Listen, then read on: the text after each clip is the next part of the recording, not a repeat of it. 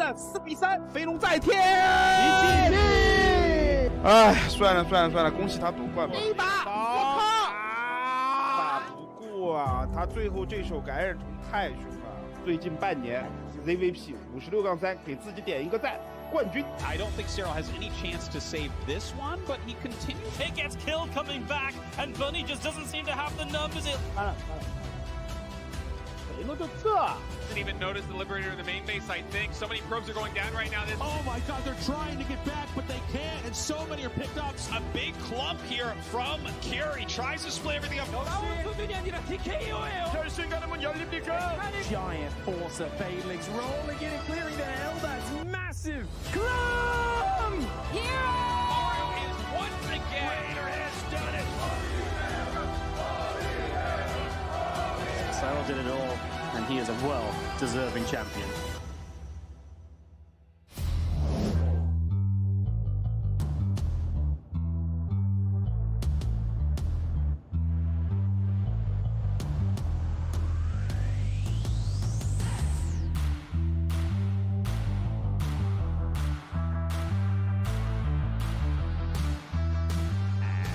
And welcome back, everyone. Welcome back to another day, another week of Massive Coliseum H, the group stage, Group B. Whew. I'm, of course, Shy VIP with him. I'm joined by these amazing players, by the people in the chat, and by my plushies as well. Welcome, one and all. We were live yesterday, of course, with the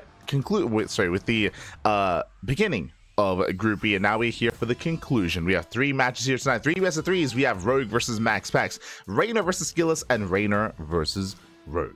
Whew. Let's go.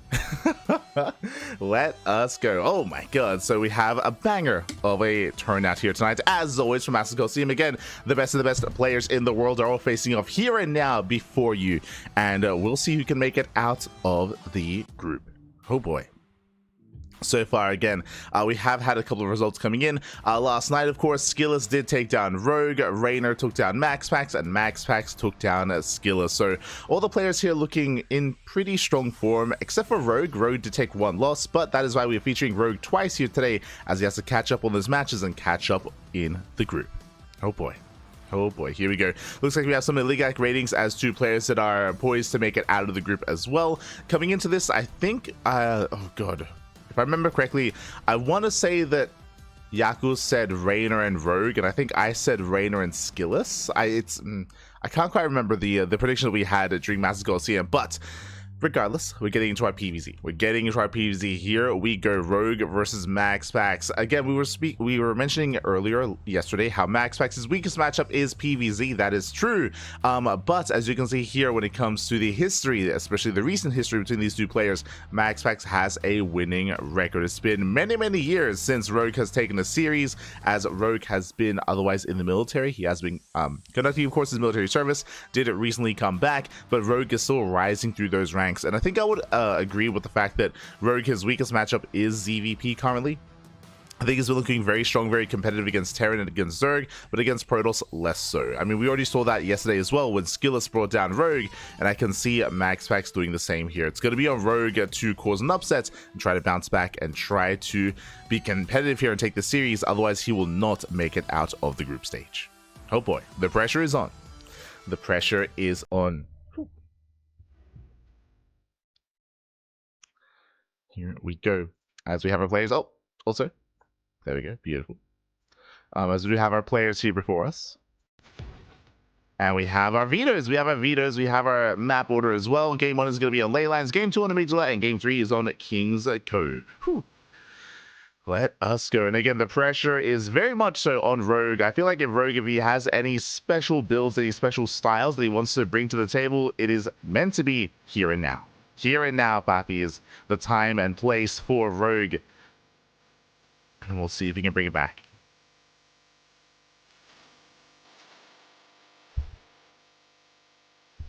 Who's strong versus Protoss right now with Zerg? I would say Reynor. I think Reynor is quite confident with his EVP. Same with Cyril, but here we go, we're getting in. And so right in the corner we have Rogue for Team Falcons. And in the bottom left we have MaxPax for Sidestorm Gaming. Whew. Here we go. But yeah, I would say Reynor and Cyril are a lot more confident against their Protoss. Like each player, of course, have their own style. They have their own strengths, their own weaknesses. For Cyril, I would say his weakest matchup is EVZ, for example. But now we are settling it.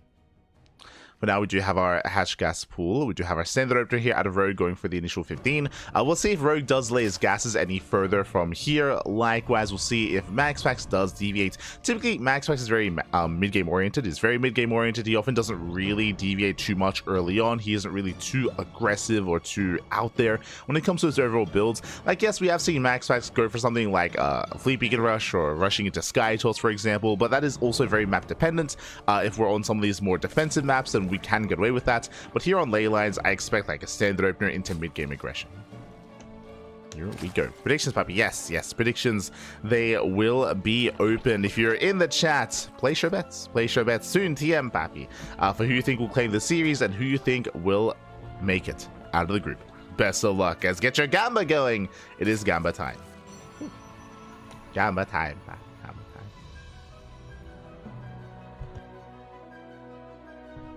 Here we go. And as I was saying, when it comes to the predictions, when it comes to this initial matchup, I do favor MaxPax in this series. Yesterday I favored Reynor for good reason.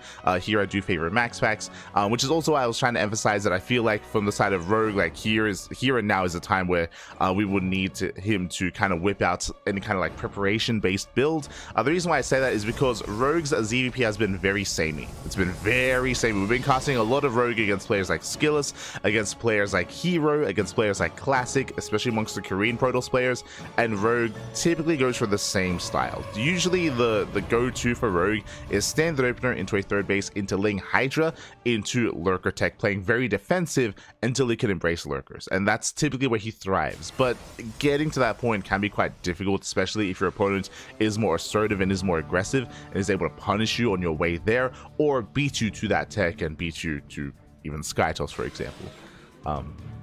So we'll see. We'll see how Rogue does approach this. You could argue that Rogue is very similar in his EVT as well, where that's also kind of like his go-to, where he plays like pretty defensive and pretty safe in the lead up to Lurker Tech. And I don't think I could necessarily like say anything against that. Like I think, yeah, Rogue, he's very much so that kind of player, at least in those two matchups, more often than not. But we'll see if we can get there. Shall see. For now, it is going to be a Stargate opener into an Oracle. Stargate to Oracle, 2 Lings, they do slip in, they can threaten the mineral line. MaxPax shouldn't be losing any probes. It should be fully back preserving his workers. Likewise, does take down a tumor. So far, does control well, does lose a little bit of mining time in the natural, but not much more than that. There's the NG overcharge, and now MaxPax can be active on the map. Let's go. Can move out.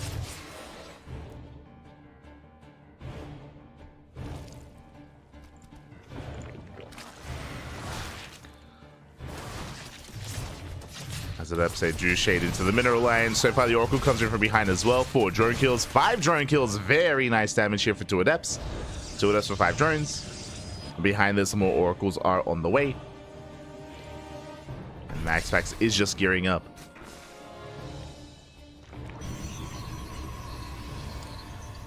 Likewise, Rogue has to replenish his losses. He has to drone up, try to catch up here in the economy. MaxPax now taking his third base. From here, should be taking up into a Twilight Council and a Forge, into +1 and Blink, into Blink Stalker Aggression. Again, this is the meta. This is the go-to in ZVP. Here's what we expect to see.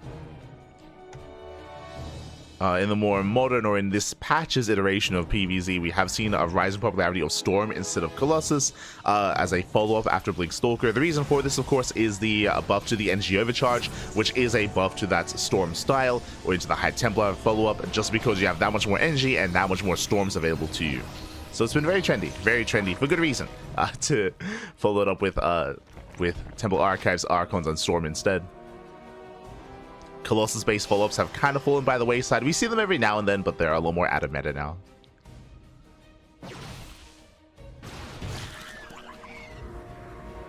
We'll see what MaxPax does go for.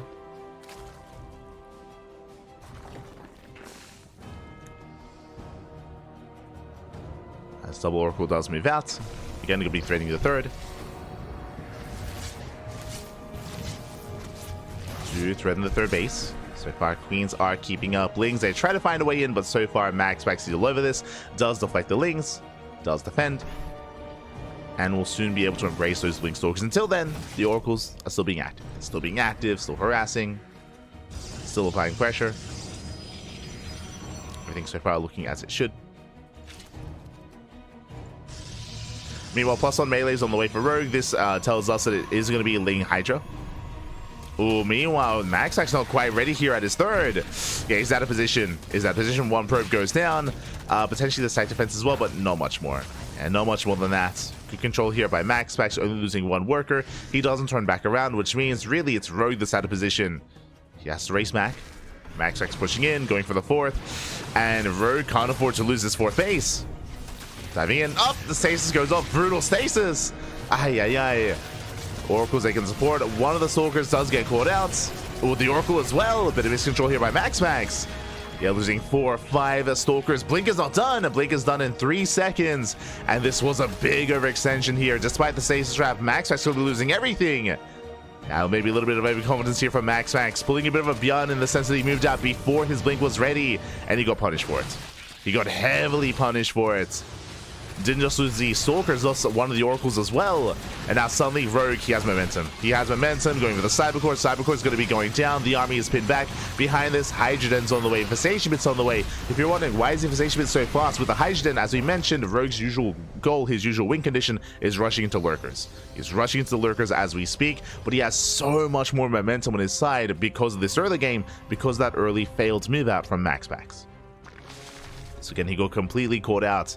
And because he has to back off, Rogue has so much breathing room, and Rogue doesn't have to necessarily punish this fourth base. He can back off, he can drone, and he can focus on teching.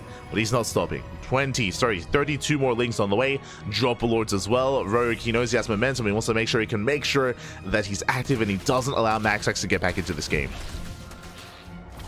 Once again, coming in for this round, as we mentioned before about the popularity of Storm, Storm is on the way, Archons as well. We have the slow drop into the main, let's go. The slow drop alert into the main.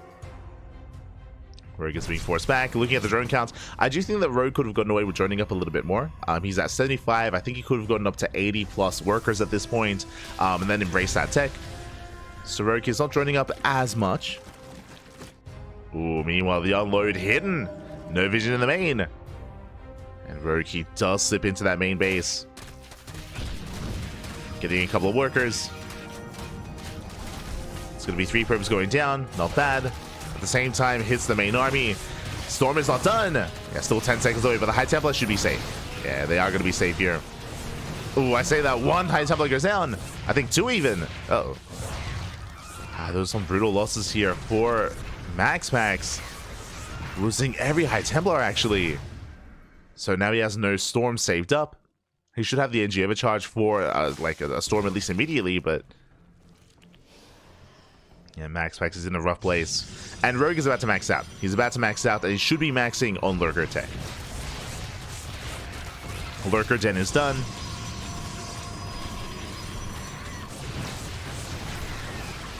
There we go. High Templar just did morph in. That's 5 High Templar. Each is going to have 1 Storm, at least. We do see Rogue pulling him apart, catching out Zealots. Not a bad trade here for Rogue. Gets into the mineral line and picks up a couple of probes. 2 workers. It's something. Tries to borrow, but there are cannons in position.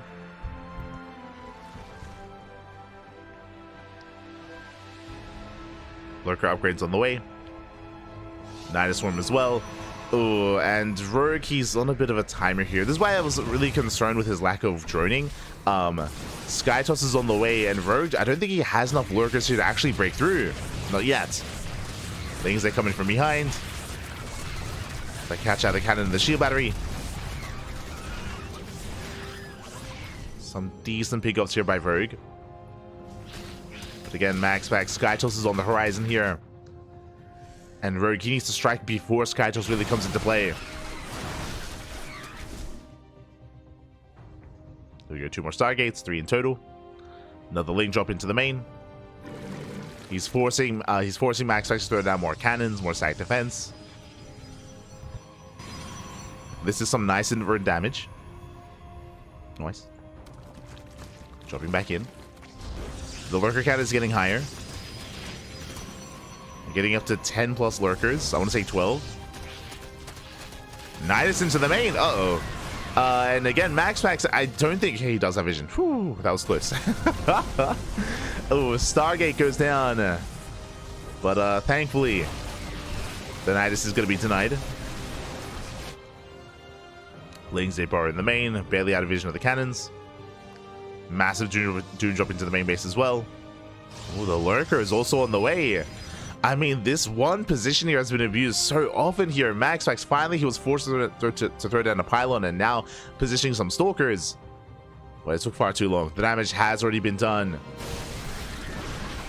Meanwhile, MaxPax is distracted towards the left, going for his own massive charge dot run by. Those also have potential to bring down a base. Likewise, though, the Dune drop into the main. And Nidus Storm as well. Getting on top of the production, forcing a recall.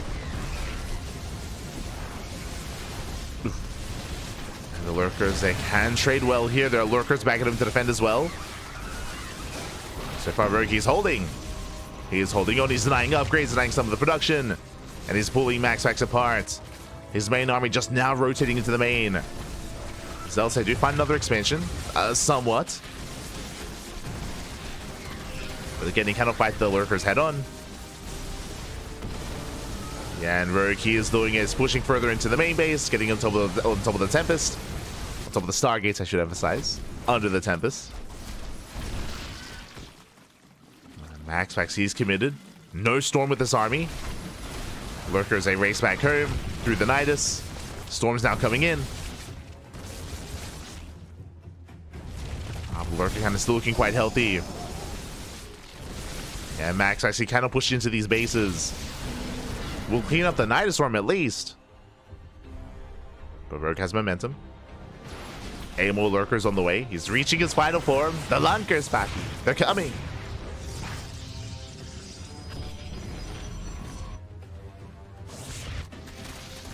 As things they peel off towards the 4th. Get on top of the 5th. Nice snipe on the High Templar. High Templar goes down. So does the 5th base.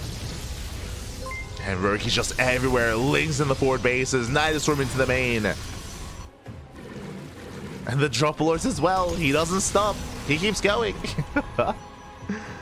Skytris army moving out of position. Dealt with the Nidus. Now here come the drop lords. Likewise, thankfully, Rogue is taking up. We have a Spire. We have an Ultra Cavern. He's fully aware that the Tempest army is slowly getting larger. He's getting ready for it. Lings, they bust into the main. And as Lings are wreaking havoc in the main base, big shout out to Magna Papiga. Gracias, guys. Thank you so much for the raid. Hope you had a great stream. Hope you had a great ladder session. And welcome one and all to day number 2 of Group B of Masters Coliseum 8. We're still in our first series. We're still in our first group. Sorry, first match even. Of Rogue and MaxPax. Still in game 1. But Rogue did gain a lot of momentum early on, and with that was able to take a lead, deny bases, deny mining, and MaxPax has been unable to recover. For the past, like, what, almost 10 minutes, it's been Rogue just pushing back and forth, dropping, nidusing, counterattacking. And MaxPax just hasn't been able to stabilize.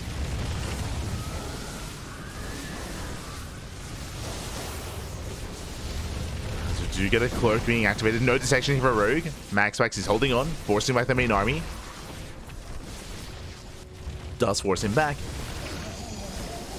Overseer coming in. Ling run by as they just keep going. That's a lot of stack defense. That's a lot of cannons. But the drop lords are still alive. They keep going. He just keeps dropping. Let's go. He's doing his best Terran impression. Let's go. Just keep dropping. Ooh, one of the overlords is going to go down. Yeah, brutal pig off, full overlord. But the others will unload.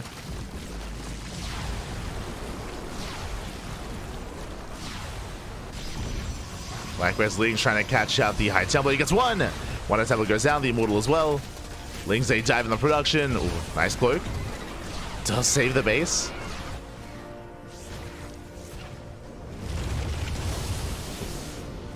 So I'll say the main Nexus.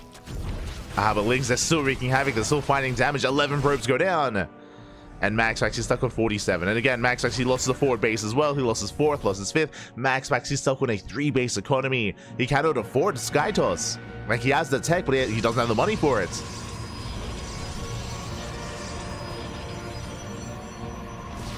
And behind all this, Rogue looking comfortable. He's on 83 drones, taking 6 bases. You could argue that Rogue could be expanding a little bit more freely here, but regardless, here we go. The Corruptors, they have arrived! And now finally the Tempest is going to be going down. There is no answer. There is no answer to the Mass Corruptor. There's 2 Archons, there's a couple of Storms. And GG gets called. Rogue, he snowballs out of control, and Rogue will take game number 1. Whew. GG. GG, well played. An intense game 1. For those that weren't here for the start of it, essentially, MaxPax did. He was a little bit too excited. He overextended. He moved out initially with +1 and no blink. He moved out, like, I want to say 20 seconds before blink finished with his stalkers, and he lost every single stalker. He lost every single stalker as he moved out because he got surrounded, he got called out, and blink was seconds away from finishing. By the time blink finished, he lost everything. He lost all the stalkers. That was the moment that Rogue gained momentum. From there, he was going for non-stop blink floods towards the third base, towards the main. He was going for drop play as well, and MaxPax was never able to recover from that moment. That's kind of the reality there, is that he lost map control, lost momentum, and Rogue never let it go. From that moment, MaxPax, he was struggling to keep up with the army, with the movement, and GG, well played. Whew. Again, intense game 1 there at Rogue. Was an intense game 1, and with that, Rogue takes the lead, and now we're getting into game number 2. Let us go.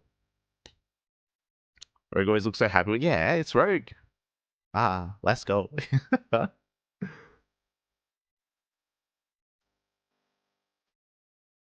Let us go. Now we're getting into game number 2.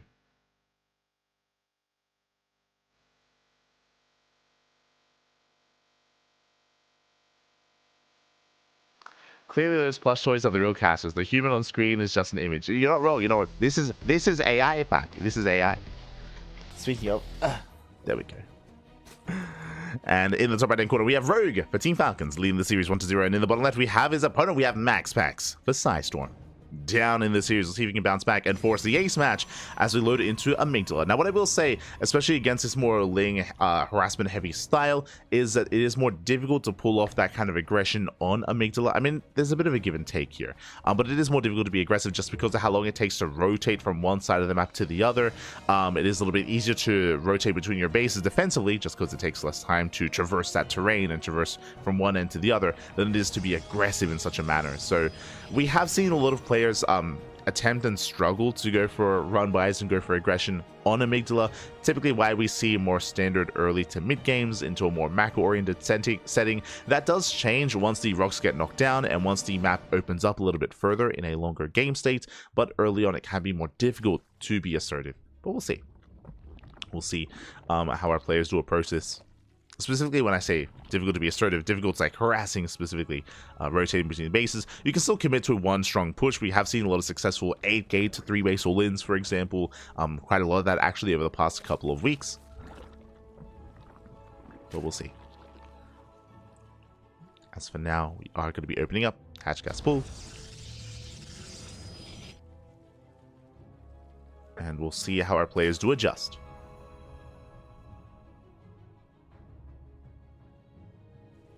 We go.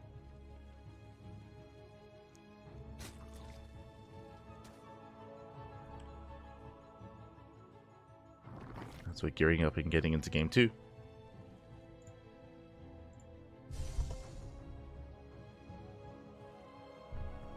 And it also shows, especially at this level of play, you cannot make those mistakes. You cannot make these mistakes. You can't be caught out like that and lose that much supply that early on. Not against Rogue or against MaxPax, as you will be punished. As once again, it is going to be a Stargate opener out of MaxPax.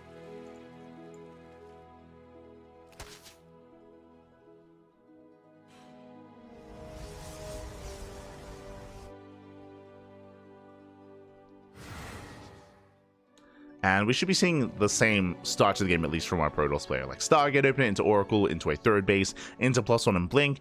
But I would imagine that MaxPax is going to be a little bit more careful when it comes to his move out. Much, much more careful this time. Make sure he doesn't get caught out. Or just he delays his push and waits for his upgrades.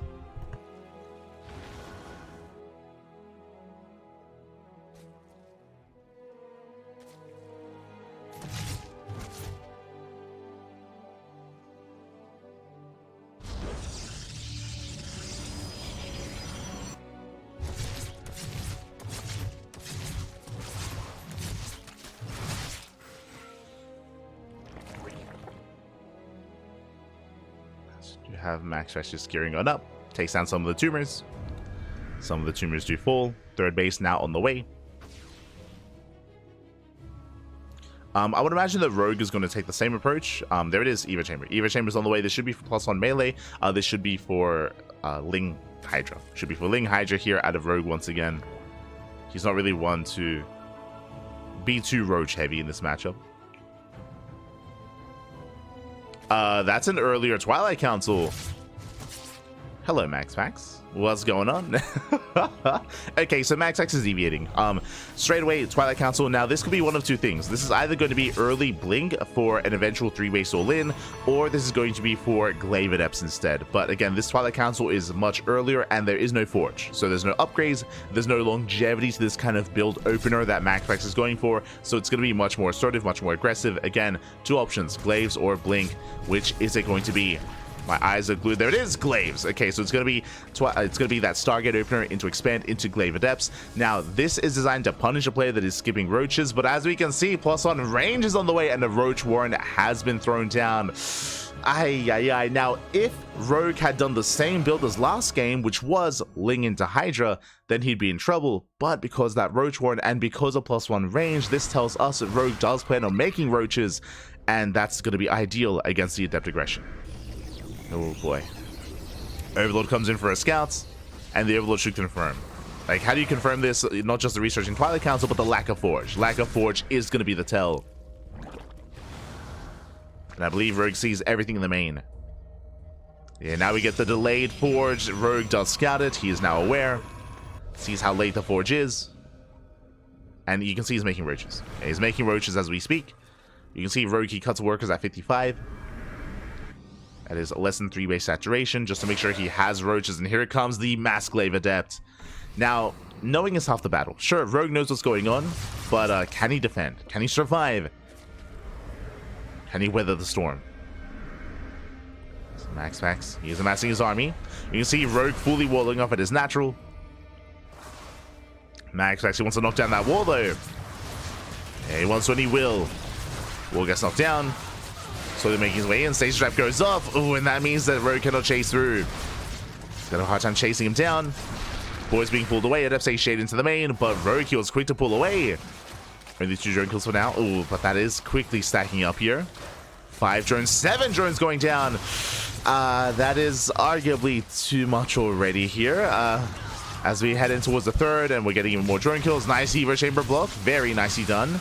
Okay, 8 drones. 8 drones going down. Now, what's important here is that there's no lair, there's no roach speed, there's no counterattack. Does Rogue push out regardless? Or does he just macro up from here? Yeah, he's droning. Okay, he's droning 12. 12 drones going down. Like, this is what's brutal about this kind of Glaive Adept aggression, is that it only takes 2 Adepts. It only takes 2 Adepts to wreak havoc and to kill a mineral line as they one-shot workers. So it can be very unforgiving. And with that, MaxPax takes the lead. An economic lead, I should emphasize. The downside for what MaxPax's build entails is that everything else is late. So his Blink is late, his +1 is late, his tech is late as well.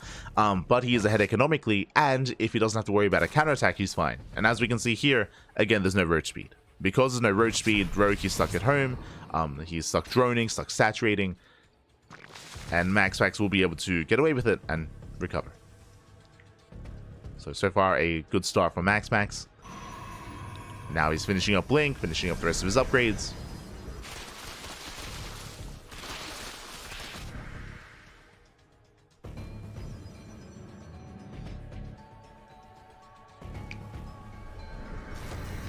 And now it's time to counterattack. Getting as good as Mass Wing Stalker. Templar Archives on the way for MaxPax. That'll be for Storm, for Archons, for Chargelts as well. And unlike the previous game, this time MaxPax has momentum. He has momentum, he has Blink as well. Adepts a shade towards the natural. Keeping Rogue busy. And MaxPax, he's trading well against these roaches. Trading very well. Shaving off roaches. Very efficient trades here out of MaxPax, pulling away. And again, this is the game that MaxPax wanted out of game 1. Like to have map control, to be assertive with these Blink Stalkers. I mean, the power of Blink. Shaving off more roaches. Rogue, his goal is to survive long enough to get into Lurker Tech, I would imagine. For now, trying to get into Roach Hydra. He's holding on. Going for a counterattack towards the south. And he barely doesn't get anything though. Yeah, the cannon survives. Storm is on the way. And Rogue is not droning up at all here. He's going to be staying on 3-base economy. He's making roaches. Okay, he's committing. I was curious because if you notice, there's no infestation bit. There's no infestation bit, there's no lurker den, there's no hive. Rogue, he's staying on the lair tech and he's maxing out on, or looking to max out on Roach Hydra. So he's going for an all-in. This is basically a 3-base all-in out of Rogue as he's stuck on 65 workers. He has no longevity in this game either. MaxPax is taking up. MaxPax is getting a 4th base, Storm, +2, probing, 75 workers. Like, MaxPax is getting ready for a longer game, and Rogue, he's committing. I do like this from MaxPax. He's just throwing down a wall of site defense, at least at the 4th. Cannon, shield batteries, High Templar.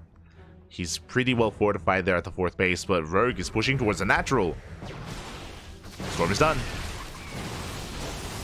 This is for Storm. The first of many. You see Rogue trying to go for a split push, trying to pull his opponent apart.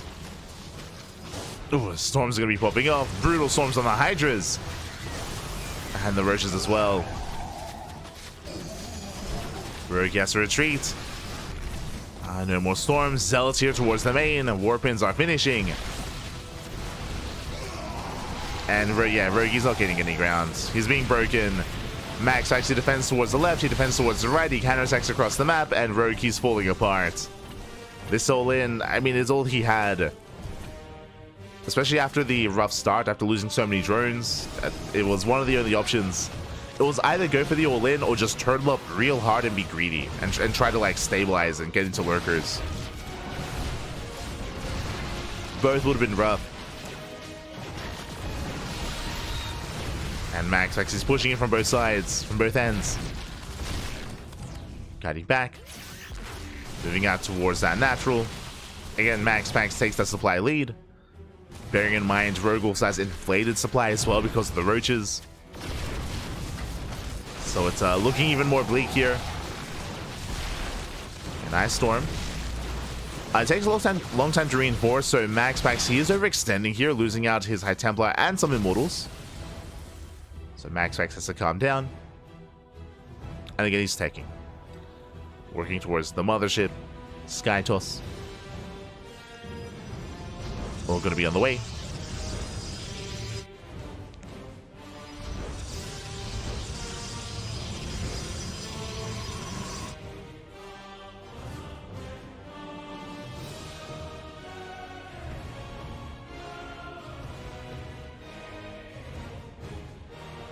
And Rogue is still all in, by the way.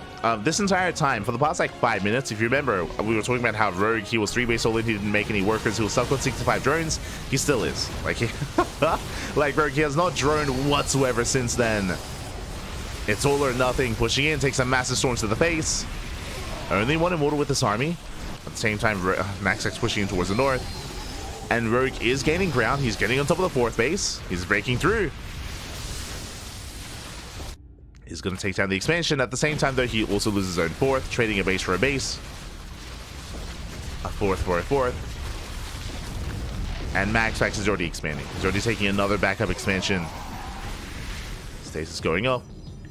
Like, this is okay damage out of Rogue, but remember, he needs more than this. His goal is to end the game, not just to kill a base. He needs more. does need more than this. As his Roche's reinforcements being stuck back at home. Oh, I'll say take down the observers. Let's go. Rogue now down to 58 workers. Bleeding out more roaches to the zealots.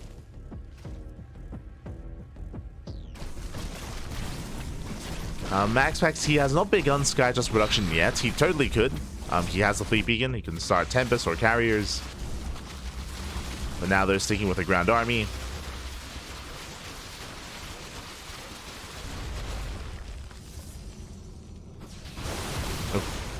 I mean, regardless, he's going to be quite successful with it. It's fine.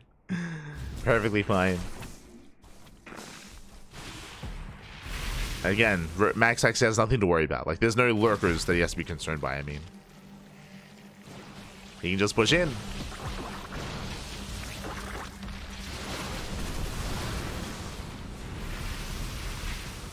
As Files, they try to buy some time. Rogue messing up more roaches. Rogue attempting us around. Ooh, it takes up with the bios himself though. Comes in from behind. There's the cloak. High Templar going to be going down. But we're bleeding out too many roaches. Yeah, so many roaches go down. MaxPax, he will dominate this fight. Zealots, they come in to reinforce. And GG gets called. MaxPax will tap the series 1-1. We are going to the ace match. Whew. GG. Oh, look, MaxPax, he's so ecstatic. Big smile on his face. GG, well played. MaxPax, who will tie things up. Again, similarly to the previous game, a lot of these games are being determined almost at the beginning of the game. Almost, like when we're entering the mid-game. Game 1 was MaxPax losing all of his stalkers before Blink was done. Game 2, MaxPax, he killed, what was it, 12 plus drones with his Adept Harass. It was insane how much damage he dealt. And from that moment forward, he had an economic lead, an economic advantage. He had map control with his own Blink Stalker follow-up. Rogue could not counterattack, he could not punish after he had sustained all those losses, and Rogue was just behind. He was just behind. And to be fair, there was a bit of counterplay there in the sense that we were mentioning how Rogue had two options. It was either go for a 3-base all-in, or try to turtle and tech up and try to get into hive tech and lurkers. He chose option A, which was just go for the all-in, but by then he was already too far behind. He was already just too late when it came to going into that kind of all-in. And MaxPax was looking comfortable. GG. GG, well played. So the question becomes, this time as we get into the ace match, who takes the lead early on? Who takes the lead? Does MaxPax wreak havoc once again with Glaive Adepts? Does Rogue catch out the Stalkers early on? Which way is it going to go? As we're going to be loading into King's Cove. Now, I do think the map is very dependent here, or very influential, I should say. King's Cove is a very large map, and we've spoken about this before. King's Cove has a very exposed 4th base. The 4th and 5th base options are very difficult on King's Cove, so because of that, whoever gains momentum, whoever gains map control can make it so difficult for the opposing player to expand and get a 4th or 5th base. We saw the extreme version of this yesterday with Reynor versus MaxPax, where if you remember, it was game 2 between Reynor and MaxPax, where Reynor, he was able to kill the 4th base like 4 or 5 times. like it was insane, like how often he was able to pull that off. But then he was overconfident, he never teched up, and MaxPax, he just turtled and got into Skytoss. But in the top right hand corner we have Rogue, sorry, bottom right we have Rogue, in top left we have MaxPax. So it shows that sure, even if you are successful at denying the 4th base over and over and over again, at the end of the day, it does depend on what you do with that lead and what you do with that advantage. I want to believe that Rogue would be one to tech up and to get ready for Skytoss. I mean, we saw that in game 1, where after he got ahead, Rogue, he did go for the Ultra Cavern and the Spire and went into Mass Corruptor. Like Rogue, he was more willing to be flexible with his composition, but that's assuming he can get himself into that position. We'll see. We shall see. That's where it's settling into King's Cove.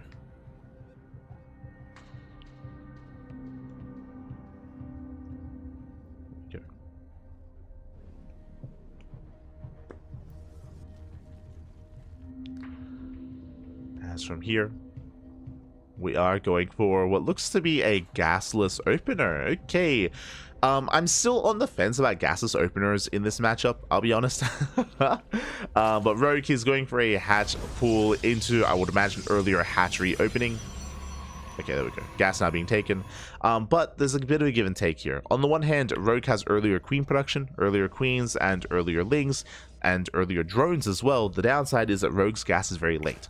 That means that ling speed is going to be much later as well. If MaxPax realizes what's going on, he can be more aggressive with Adept Harass early on, knowing that ling speed, the punishment for speedlings, is going to be far more delayed. So we'll see how MaxPax responds. We'll see if he is a little bit more assertive with his adepts. So now we are just joining up. I mean, I guess you could argue you can get away with this opener from Rogue just because of how large the map is. I mentioned before, the rush distance by ground is longer on King's Cove. So he might just be feeling confident that he can get away with it. Once again, Stargate opener out of MaxPax. So Stargate into Oracle into a third base. But really, it's about how we get into the mid game. How do we get there and who gains that map control?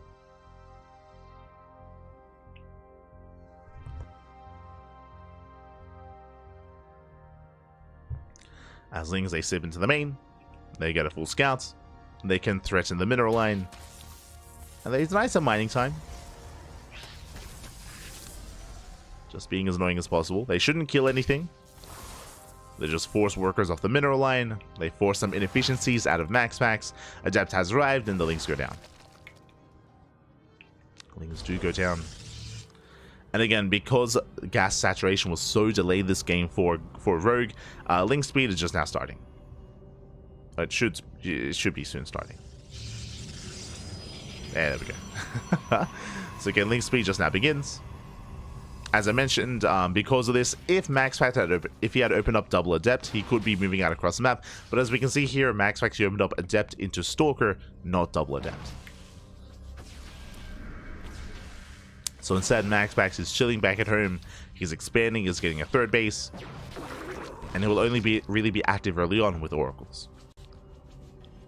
So Rogue gets away with delayed ling speed. I mean, it's a bit of a give and take. On the one hand, he gets away without it.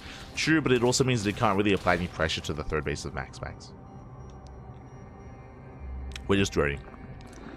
We're just droning up.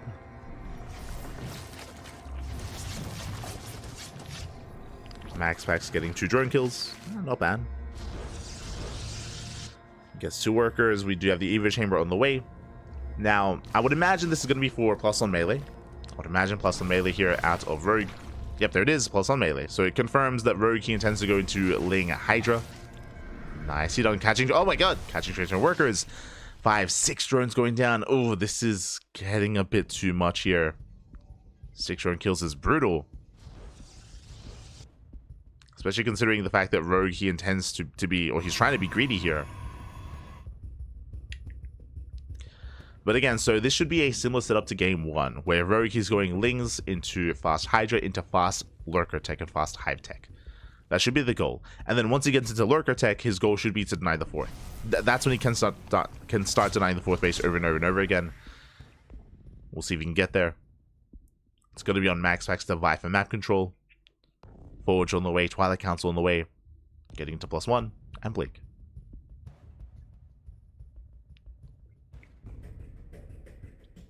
MaxPax is being active. Those are extra gateways. We have +1 on the way. There's Blink. I believe MaxPax is getting up to 6 gates. Charge on the way right after. Okay. I want to see if he was going to throw down extra gateways.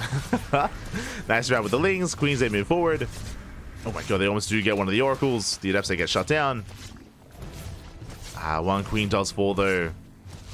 The other queen as well. Yeah, a bit of a misjudgment there from Rogue. Losing 2 queens. Oof.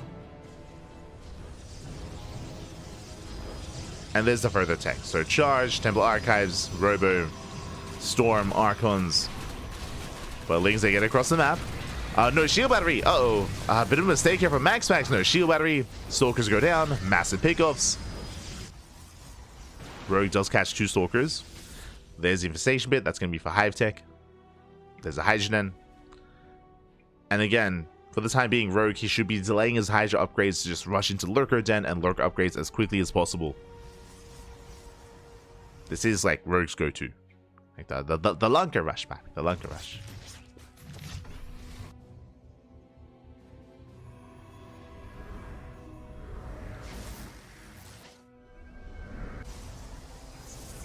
It's what he does best. Let's get the Overseer Scouts into the main. Ooh, now talking about rushing into Lurkers, I believe MaxPax is going to be the first to move out. War Prism's on the way. This tells us that MaxPax, he intends to push with Charged Archon. 4th base is on the way as well. But if Rogue is too greedy, then he might be caught out here. Yeah, here comes a move out. This is designed to punish a Lurker rush. And remember, there's no Banelings. It's only Ling Hydra. No Roaches either. So this is going to be a tough defense here for Rogue. Likewise, he's supply blocked. Oh, 4 Overlords on the way. They're just not finishing up. He needs Hydras. He needs as many Hydras as possible. More Lings as well. MaxPax is going for the kill. And he needs to get damage done here. He needs to trade well, maybe even break a base. Lings just try to engage. Hydra's pushing in. Nice control here, baiting out that charge. Yeah, the charge gets wasted. Queens move forward. And so far, just a really good transition here, or really good response by Rogue. So Rogue, after he realized how much danger he was in, he delayed Hive. He did not throw down the Lurker Den, and he did not start the Hive. He just started the Hive once he realized he's safe. Like, after he defends, then he starts the Hive, and now he's going to be working towards Lurkers. Oh my god, even going for Doppelords. But again, this was only after he confirmed that he survived. Whew. If Rogue had blindly gone into the Hive and blindly thrown down the Lurker Den, he'd be dead. It would not be pretty. So now he's taking up. Now he's made it through. Yo, contamination on the storm. Let's go. The contamination. Storm is denied. And here come the Doppelords. Overlord speed is almost done. At the same time, MaxPax going for the drop on the right hand side. Going for the natural. MaxPax still moving out. Now, what's a little bit scary here is that the question becomes, is the Lurker Den too late? Because yes, we did delay the Lurker Den, but it's just now being thrown down, and now Rogue has to try to survive without Lurkers, and that's a hefty army. Prism goes down, no more reinforcements, Doppelords are empty. I mean, they have to be empty. MaxPax is pushing in.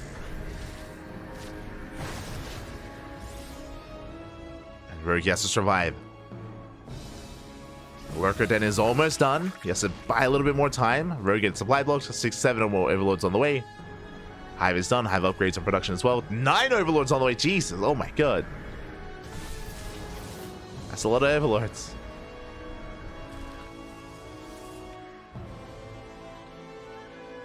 And MaxPax, he doesn't keep pushing. Doesn't reinforce. I mean, he lost his War Prism, so he can't really. He's going for Sky Toss. Lurkers on the way. Rogue trying to dive in. Rogue, he doesn't have enough though. Yeah, not enough Lurkers. They just now pop out, but they're exposed. High Templar getting picked up. Lurkers doing what they can. Second wave is just not going to finish up. Oh, it gets denied. And MaxPax, he's broken through. He has done it. He breaks through. The Lurkers were not ready in time. Rogue, he needed a couple more seconds. But last, MaxPax, he's overwhelming. Ling reinforcements though, just in time. They clean up the Archons. Whew. Archons go down. Immortals as well. Charge ults are trickling across the map. Remember, there's no War Prism. Remember, there is no War Prism. Takes a long time for those reinforcements. I believe a War Prism just now coming in. Carriers on the way behind this. Yeah, here comes the Warp in. 9 Zealots at a time. And Rogue, he has nothing. He only has Lings. Only has Lings. And yeah, you could argue that the Lurker Den was too late. Yeah, it was just a little bit too late. So the Lurkers, they never came into play. And MaxPax, he's ended the game here and now. He is ending it again just before the Lurkers egg. Sure, there's 2 Lurkers now, but they do nothing. They do nothing here. And you can see, yeah, Rogue on Cam's not looking too happy there. But the lurkers are going down. The base has been broken. GG, and MaxPax, he will take the series 2-1. Whew. GG, well played again. Rogue, honestly, that last game was the most interesting game. Just really nice technicalities there between both players. Rogue, I do like that he initially did delay his Hive and Lurkers when it came to the first move out. I think that was really well done.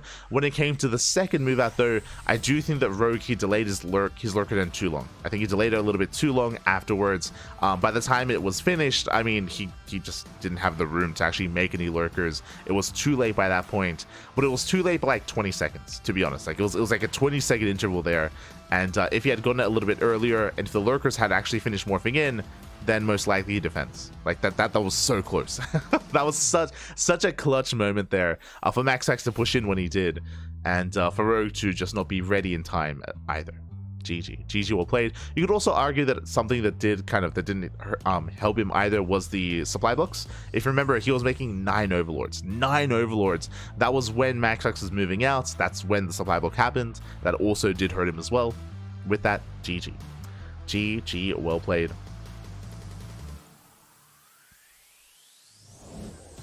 And now we're getting ready for our next match of the day. Getting ready for our next match here. Which is going to be Reynor versus Skillous. Until then, though, there we go. Until then, we're going to be going on a short break. We're going to be going on a short break. When we come back, we'll have our next matchup. See you soon.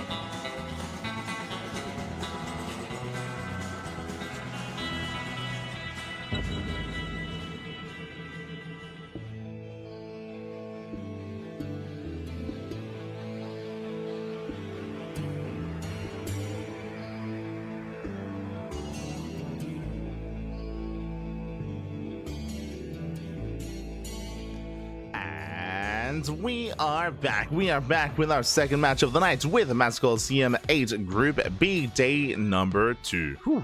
We're here. We are back. We have our second match of the night. Reynor versus Skillous is going to be coming up next here.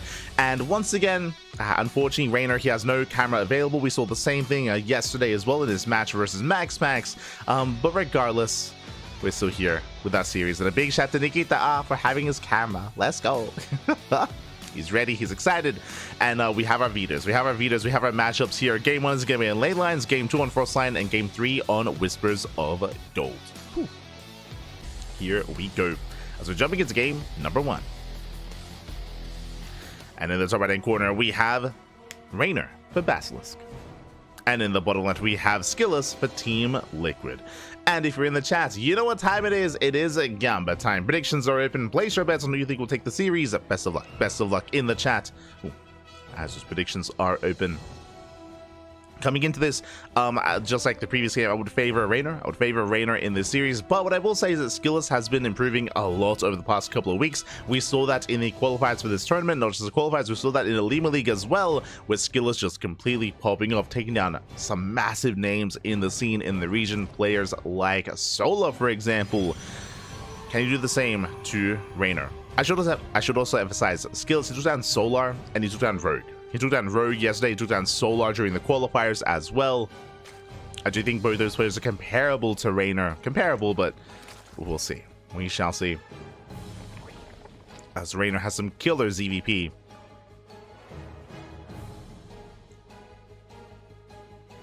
And we'll see if Skillous once again has some cheeky Clem builds. That's what I'm ready for. I'm ready for it. Let's go.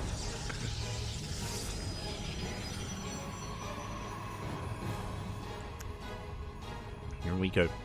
But again, for those who maybe weren't here during the qualifiers, Skillous, he did qualify to this event using some of Clem's builds. Specifically, what we're referring to is that Clem has been playing a lot of Protoss. He is the #1 ranked Protoss in Europe, and Clem, I mean, that does entail Clem actually working on some of these other matchups as well, specifically PvZ.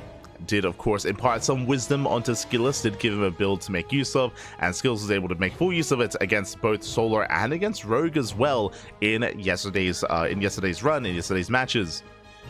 And they've been working quite well. It's been good.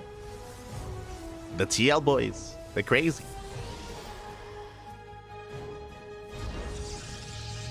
So we'll see if he's able to use that to overcome and overwhelm Reynor as well. Let's put out Stargate opener here out of Skillous. Everything looking normal for the time being.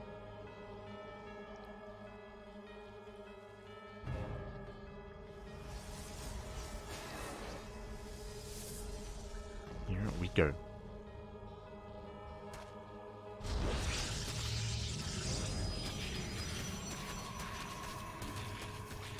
As the Violings, they get across the map. Gonna be able to shut in the pylon. Again, just laying the third base for a little bit of time here, but nothing too major, as Reynor is just settling into a 3-base setup. Just going to be droning, just going to be saturating. Deft does poke in towards that third, does not quite get a drone. Nice control here to Reynor. Saves the worker, saves the mineral line. Skillous still trying to be active. Oracle's on the way behind this. And we'll see if Skillous does go for an earlier Twilight Council here. Really, that's what my eyes are on. On that production tab, on that tech.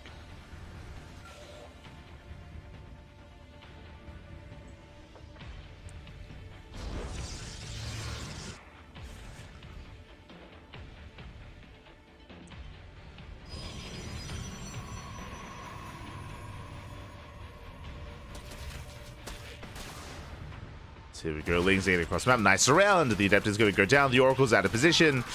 Oh, and the third base is under fire. Yeah, Skillous unfortunately didn't miss this move out. Is he going to force a cancel? No shot. It's going to be close. Up. Can he get it? No shot. It looks like he can. It's still so close to Lings. Oh my god.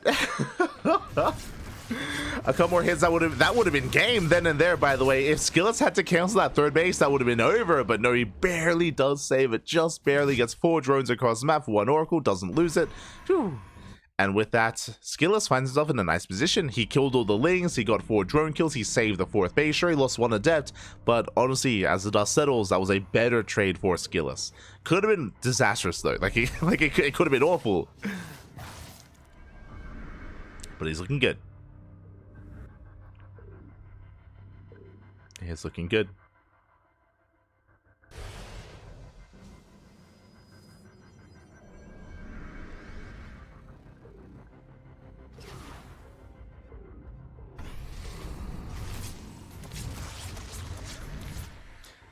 Using Fettuccine instead of Rails was a controversial idea that was not proven a great success. You say that, but I mean, at least the trains are well fed.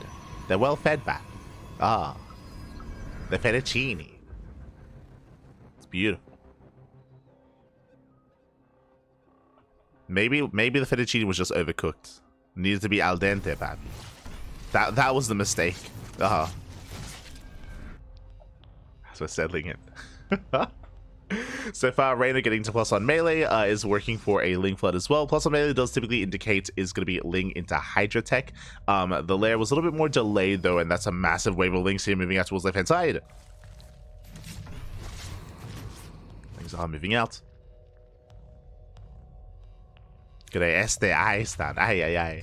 Bienvenidos, baby. Bienvenidos. Good to see you. As Reynor is making 20 more Lings behind. Oh my god. He's making so many Lings. 20 more Lings on the way. This is a big investment for Reynor, by the way. And if he does not get damaged with this, he's just going to fall behind. Queens are moving out as well. Okay, they're pulling back. Lings, they get scattered. Again, most if not all of these Lings could have been drones. They could have been drones, could have been a faster 4th base. The 4th base just now went down. Very late 4th here for Reynor. It might even be cancelled. It shouldn't be. It shouldn't be. Up. Oracle's gonna fall. Massive pickoff. Yeah, Skillous does overextend. Go a little bit too greedy. He pulled a Reynor. Doesn't get the expansion. And here we go. Reynor is taking up. But just a really, I would say, uneasy game state here for both players. Reynor still has all those Lings active. Still has them. Skillous taking up into charge, into Archons. He's now moving out.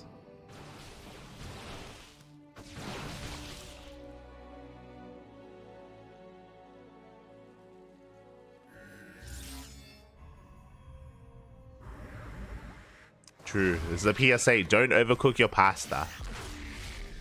Oh no.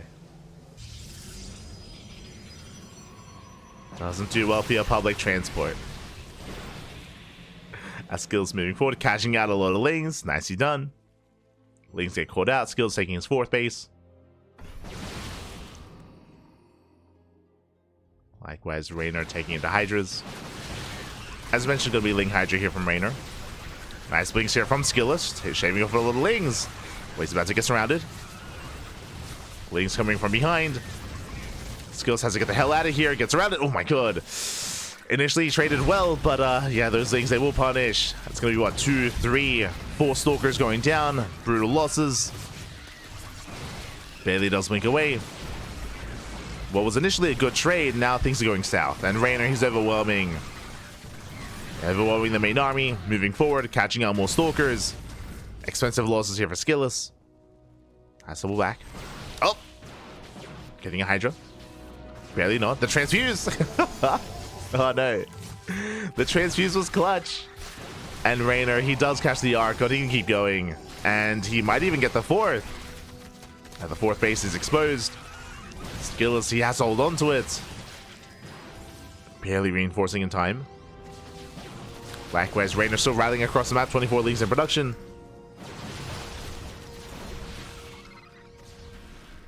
But he needs those Lings.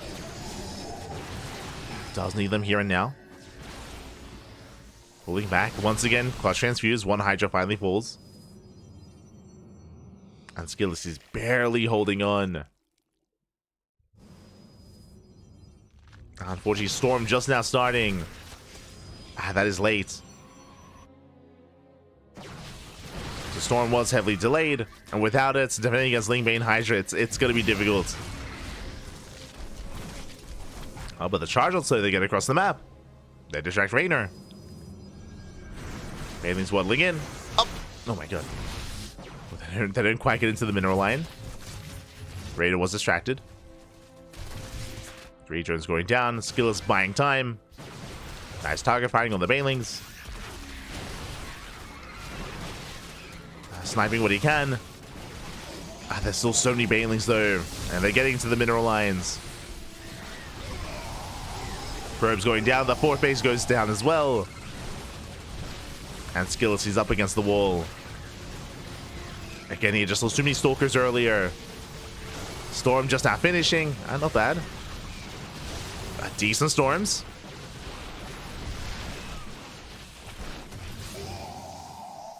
Decent Storms on the army. Skillous, he's holding.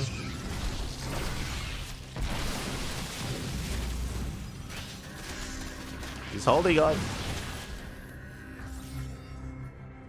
But the reality is that Reynor, if he wanted to, he could just drone. He's not. He's basically 3-base all in. But he could drone, he could take up into lurkers. But now he smells blood in the water. And he's committing. And we saw this kind of hurt Reynor yesterday against MaxPax, especially on King's Cove. But here, like, he can get away with it. He can get away with it. Rolling in, crashing into the Stalkers. So many of them go down. There's another cancel on the 4th. Just denying the 4th base over and over again.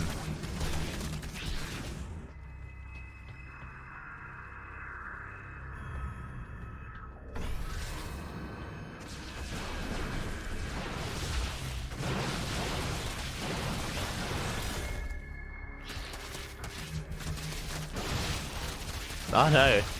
As it's a kill, not a cancel. 4th base goes down. Reynor now is taking up.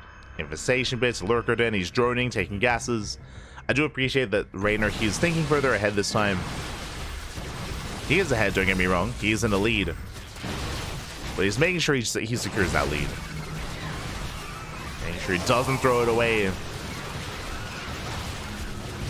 Nice spread. The splits back. Avoiding the storm. Speaking of, final storm for Skillous. Hydra's guiding well. Eventually Skillous, he will break out. Forcing back the Hydras.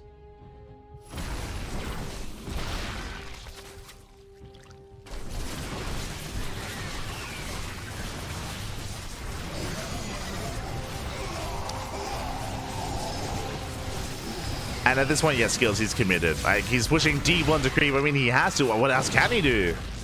Pushes onto creep. Shaves off a couple of units here and there. Some Hydras, some Lings. The boys! Get out of here. Probes a waddle in. But last again, Reynor, he's looking quite comfortable here. Nice transfuses. With the help of the reinforcements, Reynor, he's going to be able to hold. The Lurker Den is done. The Hive is on the way. Investing into more upgrades. And unfortunately, behind this, Skillous was unable to expand. It was unable to expand. Still stuck on 3 bases.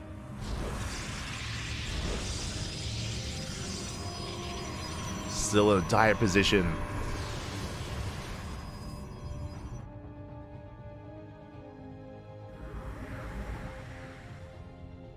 High Templar defended the mineral line from the main. Yeah, it was a nice moment because it worked.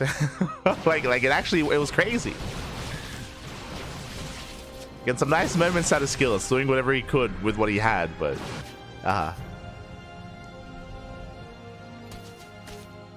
unfortunately, he can't quite sustain these losses. As Reynor's on 82 workers, Hive is now done. Here come the Lurker upgrades. And once the Lurker upgrades kick in, he can now embrace Lurker tech. Speaking of, I mean, he already has them. The Lair Tech Lunkers, papi. Oh my god.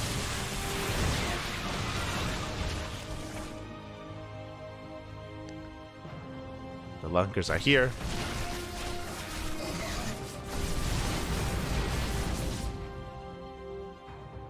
Four Lings on the way, and GG gets called. No final fight, but the writing was on the wall. And with that, Reynor takes game number 1. Whew. GG.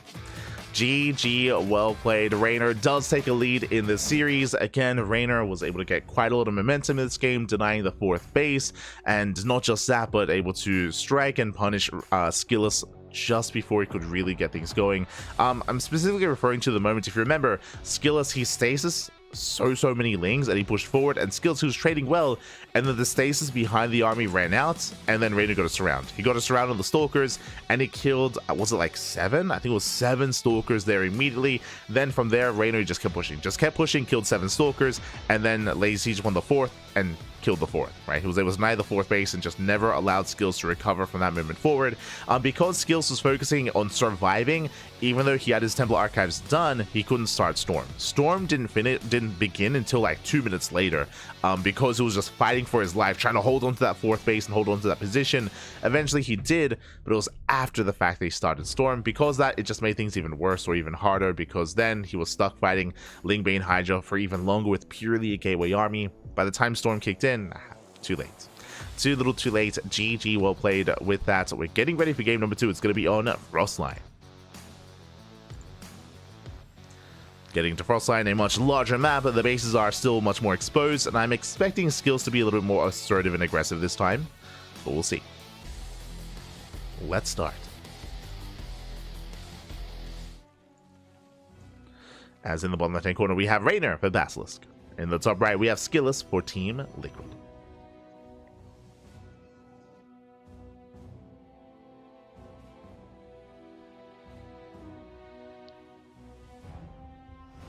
Here we go.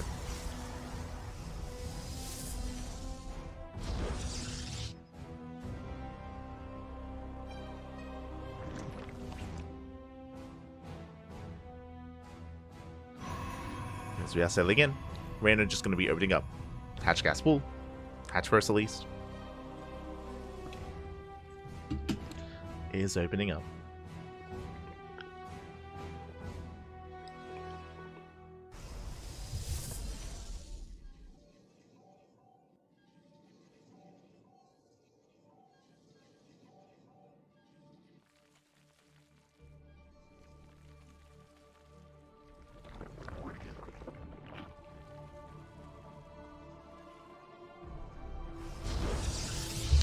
We are going to be settling in. And again, I would imagine that Skills is going to have a different approach. Trying to go into a longer game state here on Frostline, we've seen is quite difficult, very difficult. I say difficult, it can be a little more engaging. That was one of the fun things about Fiber Cup last night. I think some people were pointing it out, and I'd have to agree. We did have a lot of late game ZVTs on this map, featuring players like Milky Cow, players like Nicoract, Wayne, and Young Yakov. It was a lot of fun, but the reason why is because this map doesn't really have as many defensive features. It does allow for more dynamic gameplay in a later game, just because you're trading more often. You're trading instead of, you know, just walling off, and turtling, just because it's that much more difficult to pull that off. So can lead to more dynamic gameplay, but for now we're calming things down, and we've yet to really embrace it, and I don't know if we will. Don't know if we will. For now, Stargate opener out of Skillous.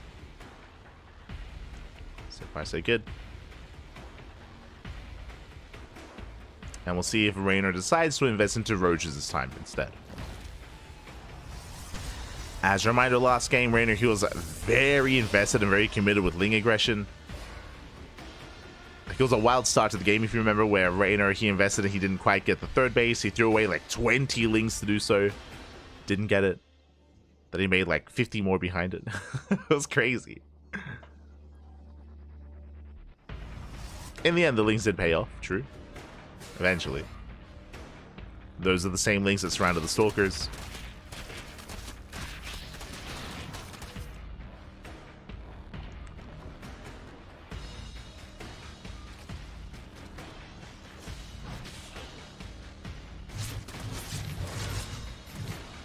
Now though, we're calming things down. First overload does full.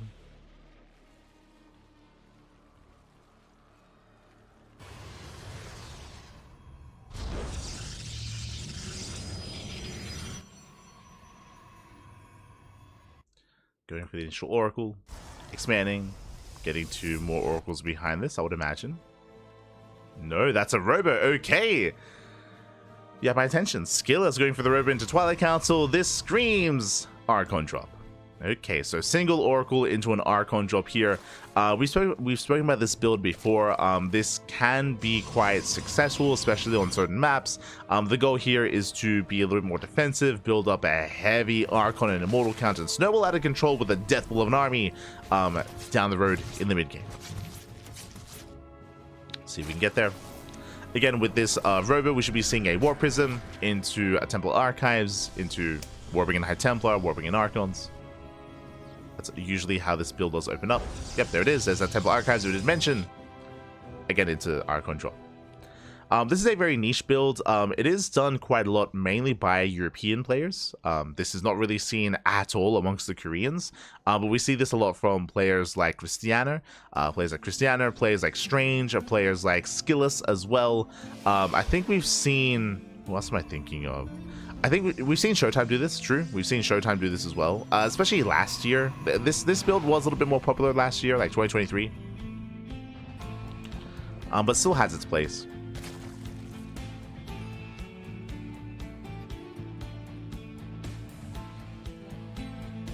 Skills should soon be active with those Archons. Yep, there's War Prism, and here come the High Templar. So again, this is a delayed Archon drop. Typically, an Archon drop would be a little bit much faster, actually, with a Twilight Council DT opener into Archons. This is far later, but it's a way to gain map control, a way to secure your third base, deny these overlords, threaten the Lings, threaten the mineral lines. We can see Reynor, now you realize what's going on, he's taking immediately into Hive Tech. There are some different responses to this. One of the responses you can go for is Spire into Mutas. The reason for this is because there's no Blink Stalkers, right? There's no Blink Stalkers, or at least Blink is going to be heavily delayed. Ooh, so Prism takes a lot of hits. That should not have happened. Yeah, the Prism takes a lot of damage. And just to re-emphasize and just to refocus, the purpose and the end goal of this opener, which is Archon drop, leads into Mass Archon, Mass Immortal with Storm, and it leads into this Death Bull of an army.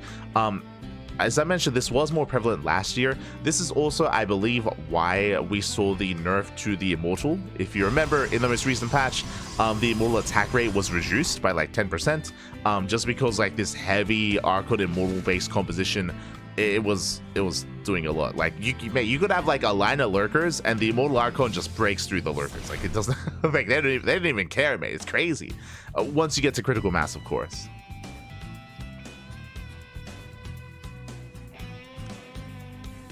But these more Immortal heavy styles is, I'm pretty sure, a big reason as to why that nerf to the Immortal did occur.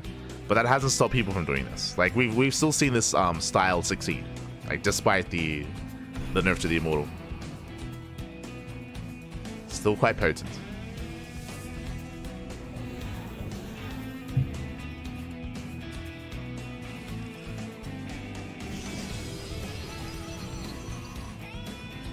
Speaking of, lurkers are on the way. Here comes the initial move outs. Storm is now done. Lings, they're coming in from behind. They're trying to catch out the High Templar. Oh no, the Templar! No, don't like this. And can they get one? It looks like, oh, they force an Archon. They get two.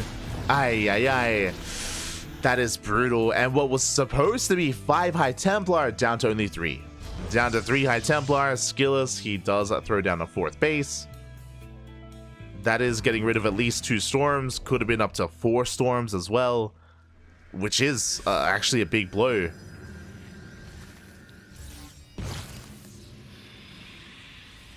And Skillous is now moving out.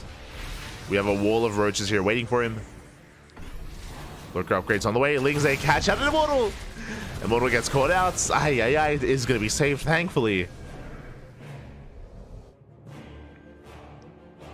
But Reynor counterattacks. He counterattacks once again, going for the 4th base, looking to deny it. Skillous rotating. Skillous still has a terrifying army, and again, he has to end the game with this army. As they're pointing out, charge is not done. I do think that's an oversight. I do think the charge was meant to be done at this point. So, a bit of a slip up there by Skillous. They'll say waddle into the mineral line. Drones are going down. Skillous, he races back home. And he misses window. He misses timing. Reynor's maxed out. Now, Reynor, his maxed out army is actually quite inefficient. He has a lot of roaches here, so it's not really as large as it otherwise should be, or could be. So Reynor has to trade. And he knows that he has to trade out these roaches and refine his army with more lurkers, more hydras, more lings. And that's why he's going for these roach counterattacks. He has to get rid of them. Let's have to get rid of them. We'll come across some of these zealots.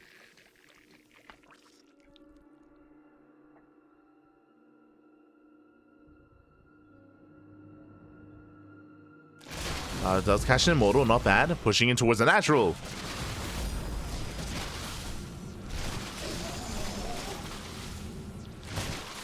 Yes, the natural's under fire. Roaches, they knock down the robos, one, then the other.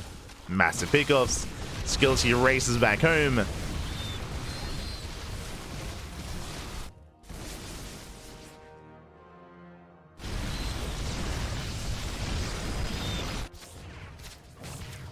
Let's race back. Black guy's pushing on the right hand side.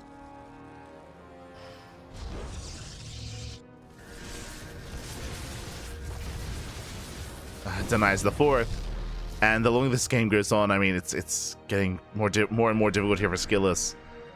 Down in bases, down in economy. You can still take a fight, is what I will say, depending on the storms, depending on the engagement. But last, Skillous is working towards Skytoss, and his goal here is to stabilize. It's just turtle, defend, stabilize, build up into Skytoss. We'll see if he can. Oh. Not again. Not again.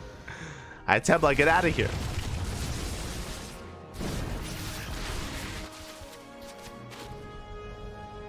As the fourth base is going to be denied. Reynor almost catching one of the carriers. Almost.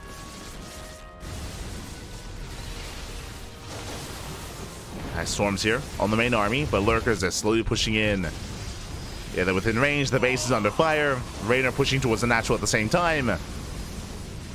Cloak, yeah, the cloak runs out. Uh-oh. And Skillous, he will be able to clean up this army. He takes down every single lurker, but he loses his mineral line. 18 probes going down. Reynor pushing in towards the natural, getting into the mineral lines.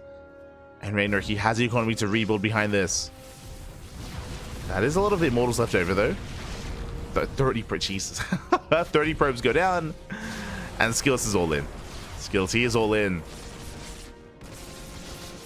He has to counterattack. There's no other way. And Skillous still has a terrifying army. He's got 94 army supply, and it's mainly Immortal Archon Skytoss. Like it's a very like intense army. It's very dense even. The quality is there.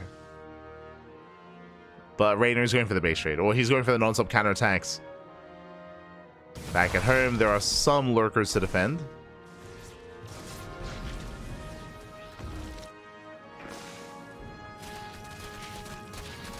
There we go, more lurkers on the way.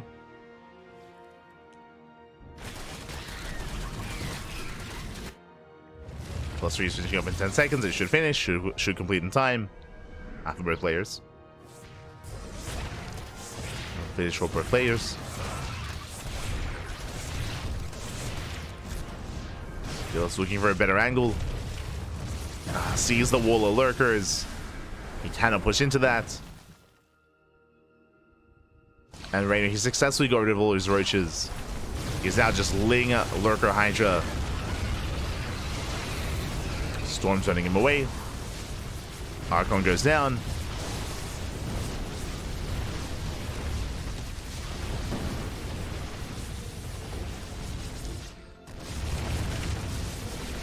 And Skillous, he might be able to catch an expansion, but he needs more than this.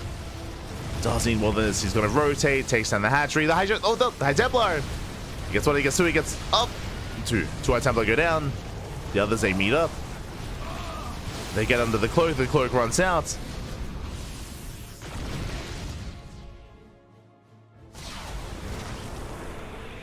Forcing out another Archon. And again, Reynor can afford these losses. He has a backup 4th base towards the north. So he's maintaining his 4-base economy. Zealot is on the way, has potential, true.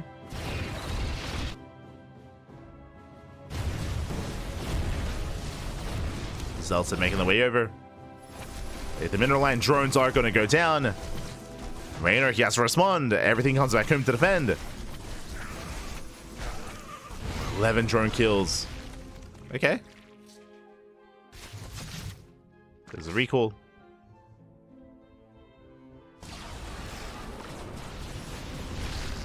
Catching out Hydras as well. Nice moment here for Skillous.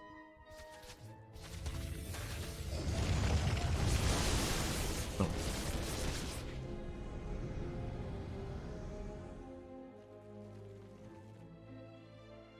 Storms are going up.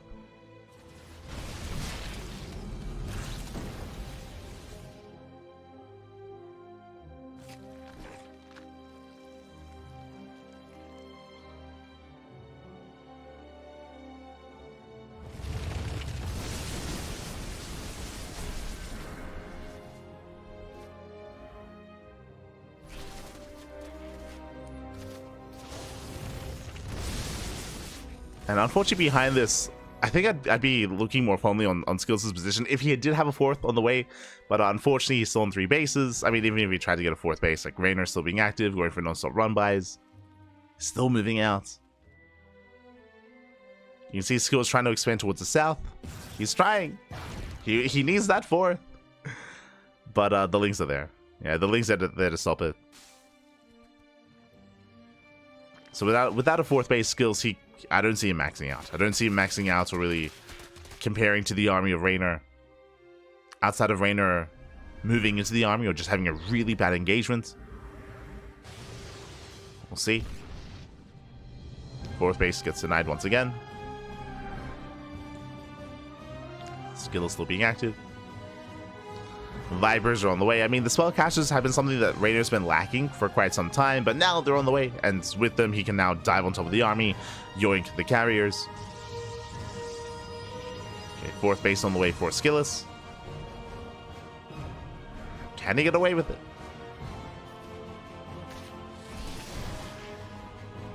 Now, because it's Carrier instead of Tempest, unlike like last game's series between Reynor and MaxPax, I don't think it's as dire that that Reynor isn't working towards too many Corruptors. There it is, +1 air, well, flyer carapace is on the way. 4th base goes down. That's a kill! No, that's a kill that I cancel. But Reynor, he's investing into Sky Tussle, Sky Zerg upgrades.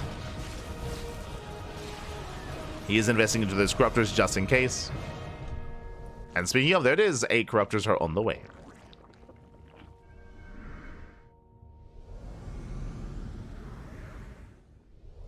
And Reynor, he won't make the same mistakes twice. Not twice in 2 days. Not this time.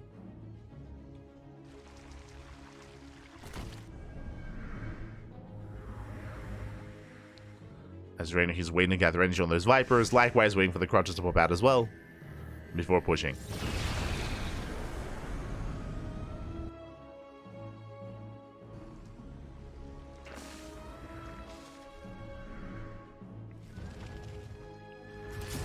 Again, Reynor, he can't push into this army too freely, which is why it's able to take down another expansion.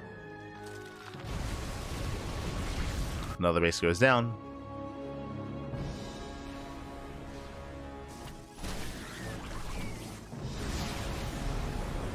But now that the Vipers are out, you can see Reynor getting in position.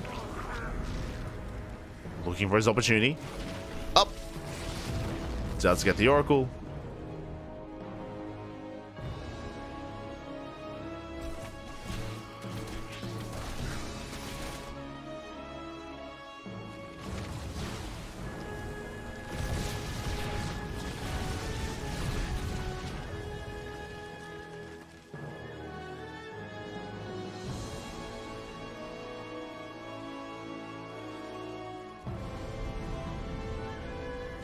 As Skillous does finally get a 4th base and running true.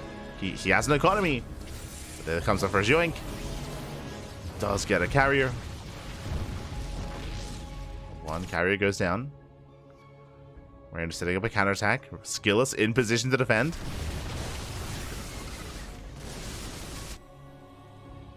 Oh. Reynor trying to catch the tail end of the army. Instead, Reynor getting caught out himself. It's a lurker, gets a couple of hydras. Not bad.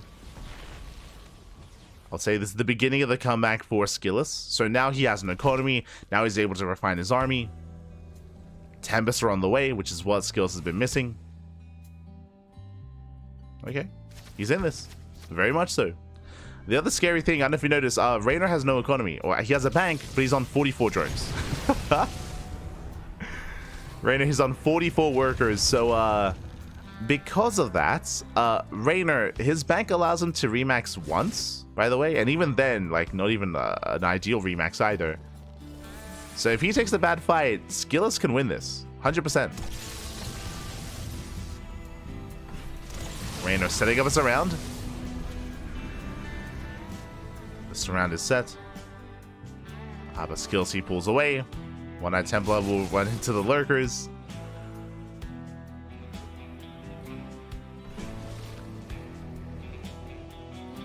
And yeah, Skillous, he is maxing. He can take this. But that's a lot of corruptors. He has to be so careful here with the engage. He needs to land those storms. Ideally, we would see Skillous break that army on the right-hand side first. Yeah, he's going in. Oh, here comes around. Here come the corruptors. He goes to the dive. Mass powerbomb here on the army. Corruptors, they dive in. Yeah, the carriers and the Tempests are all going to go down. Brutal pickoffs, and Skillous' army crumbles. It just crumbles here and now. Gets surrounded, down to only Archons. And Reynor, he can send it. He can send it from here. And that round was brutal. This round was brutal, just not enough Archons or Storm. I mean, Skillous was fighting with half his army. Forced to recall, but yeah, with that he has lost too much momentum. Corruptors, they can bring down the base. Going into the main. Why not? Skillous trying to switch to a ground-based army. But he needs more time. Needs more time. Does find the final Tempest. Fourth base goes down. Oh my god, the storms though. Okay. Storms, they pop up. Oh no, the transfer! No, he's running into the army. It's happening off cams. Don't look. 18 probe kills. Ay, ay, ay. 19 even. 20. I mean, the storms are good. But the base goes down. GG gets called, and Reynor, he will take the series 2-0, advancing on and looking quite strong here in this group. GG. GG. Again, Reynor flexing his ZVP, as I did mention before. ZVP is one of his stronger matchups out there. And Reynor so far relying heavily on it. Does kick things off with a 2-0 win over Skillous and a 2-1 win over MaxPax. GG. GG, well played. And that is going to lead us into our final series of the night, into the ZVZ between Reynor and Rogue. This is going to be an interesting one. Rogue ZVZ is actually quite terrifying. For those of you that were here, it would have been start of the year? End of last year? When was DreamHack Dallas? I think that was start of the year. Yeah. It was start of the year. DreamHack Dallas at the start of the year, we were fortunate enough to be covering the open bracket at the time. We were covering it live, and we casted Rogue versus Solar. This was, I think, like one of Rogue's first big like returning tournaments. And Rogue, he was the player that knocked Solar out of the open bracket. And Solar, he actually went home early. He flew back early. He wasn't able to compete in DreamHack. It was brutal. Again, that was earlier this year, and yeah, and it wasn't just once, it was twice, because it was double elimination. If you remember, it was double elimination. We were very, very lucky to cast those games. But Rogue, he was able to take down Solar in the upper bracket and in the lower bracket as well. And yeah, with that, Rogue, he knocked Solar out of DreamHack, and Solar, I think, because usually DreamHack is like a 3 or 4 day event, and Solar came back like on a Saturday. And I remember a lot of people being really surprised because Solar, because he came back so early, he played in that week's ESL Open Cup Asia, and there were people tuning in the chat. They were like, what is he playing like from Texas? Like what, like from Dallas? Like what's going on? And we're like, no, he flew home early. So he's playing in the ESL Open Cup. It was crazy. It was crazy. So yeah, this is gonna be a spicy one. It's gonna be a spicy ZVZ to end this broadcast. We're gonna be going on a break, and we'll come back. We'll be coming back soon with that ZVZ. See you soon.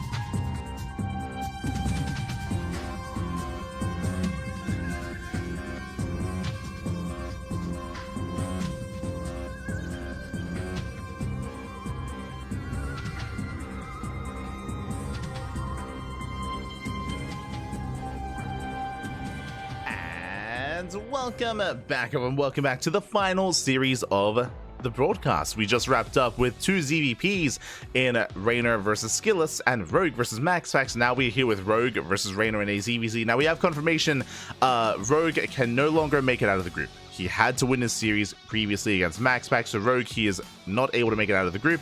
Likewise, neither is Skillous. Regardless of the scores, it is going to be Reynor and MaxPax making it out of Group B. But the standings are still up in the air. If Rogue wins this series 2-0, then MaxPax is going to be coming out in first place and Reynor in second. If Reynor is able to win this series, then it'll be Reynor in first and MaxPax in second. So there is still a little bit of variance available here, depending on how on whether who wins and who loses, depending on whether or not Reynor comes in first or second in this group. So there is still something on the line here. Still something on the line. It is unfortunate though that Rogue cannot make it out of the group, but here we go. We're getting into game number 1. And in the top left hand corner,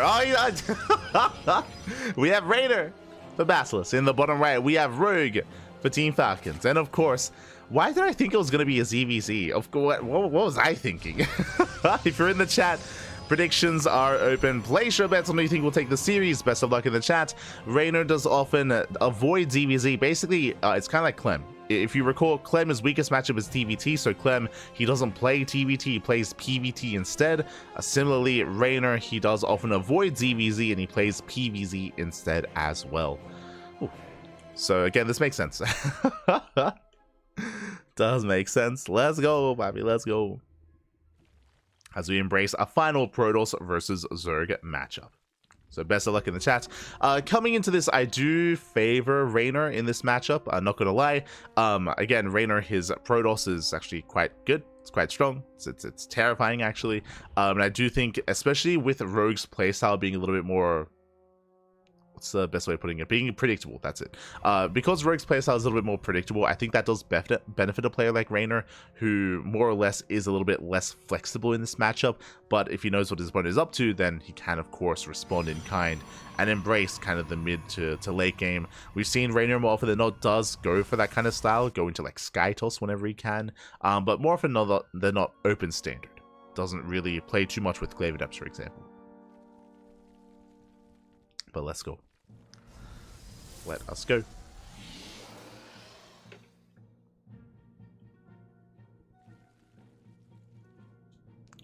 So we are going to be settling in. Once again, Stargate opener out of Reynor. Reynor Cook, yeah. Again, Reynor and Clem, they know if you want to win games, play Protoss, papi. Aye. Or I should say, avoid mirror matchups. Like, and it's understandable. Mirror matchups, they're very chaotic. They're very intense. There's sometimes some more coin flipping or gambling going on in mirror matchups as well. 100%. They both TVT and ZVZ and PvP as well. All three of them have that kind of X factor to them. So it is not uncommon for players to just avoid the mirror matchup. Not uncommon at all. Well, I mean, I say that we only have examples of Terrans and Protosses doing that. Terrans and Zerg players doing that. I don't think we have yet to experience a top Protoss player or Protoss player in general at the pro level that avoids PvP by off racing. But I think that's probably because PvP is, you could argue, a little more stable than the other mirror matchups. Especially nowadays, like in the current meta with the buff to the sentries, with the elimination of a lot of more chaotic openers and proxies. I think I would agree with that. Meanwhile, Void Ray opener out of Reynor. Let's go. Sorry, I should say Oracle into Void Ray. With this, Reynor is going to establish his third base, Void Ray is going to hunt down Overlords, and then Reynor can hide his follow-up tech. Now we'll see if Reynor goes into a Fleet Beacon or into a Twilight Council. What's it going to be?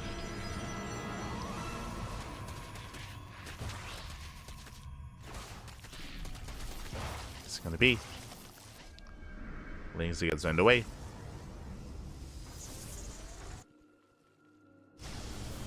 And we have the answer, Skytos. we were waiting, is it going to be Twilight Council, or if you remember I said Twilight Council or Fleet Beacon, it's going to be second Stargate, should be into Fleet Beacon as well. Ooh, I do like this though. Rogue going for pneumatized carapace. What does that mean? He's going for the German taxi. We're going for the German taxi. We're going for one big Queen base all-in with Ling Roche's support. As Overlord speed is typically not researched, just the scouts. Yeah, Lings are amassing. Rogue, he's not droning. Rogue, he's at 41 workers. Here come the Jumper Lords. Here comes the all-in. And Reynor, he's getting caught with his pants down. Again, Reynor is cutting corners, trying to go into Massive Void Ray. Now is not the time. Now is not the time for Massive Void Ray because the all-in is coming, and Reynor, he is yet to really confirm. He doesn't know. Reynor, he doesn't know what's going on, and now is the time. There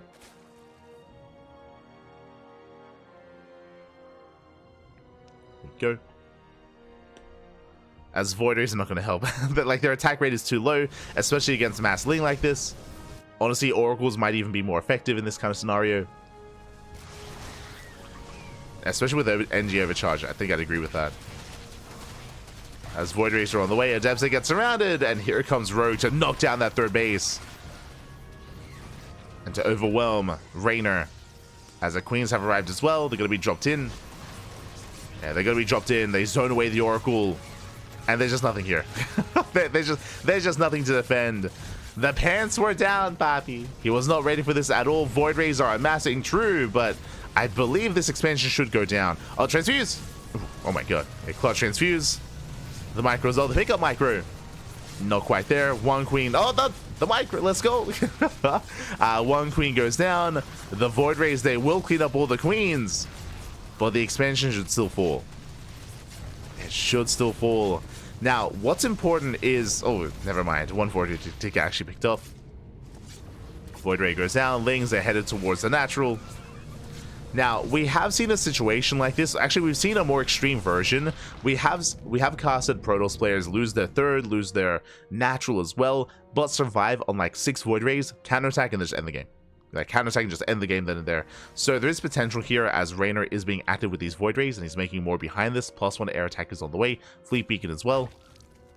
Like, the low Queen count and the lack of lair is... Or the lack of anti-air is concerning here for Rogue. As he's making as many Queens as possible. Carriers are on the way. Reynor, he's not out of this. Fun fact, Reynor actually is up in probes. He has better saturation, he's up in workers. May have lost the third base, but he has Skytoss. If you remember, this kind of era of like Protoss players being on like 2 bases and killing like a 5-base Zerg, this was back in the Void Ray meta. This is back in like 2020, 2021, 2022, like this kind of era of StarCraft. Before you know, the arrival of Hero and kind of the Blink meta overtaking. Of course, that was also after the nerf to the Void Ray and after the nerf to Skytoss. Yo, Void Ray openers were a dark time. That was like Void Ray openers into Mass Void Ray into Skytoss. That was a dark time, papi. Aye. That was back in the map pool of Death Aura, if you remember. Like Death Aura, Jagannatha.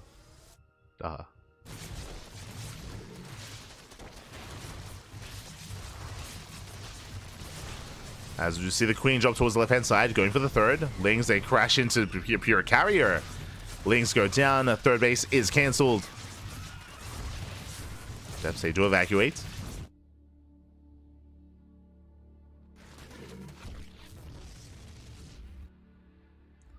To evacuate, Spire is on the way.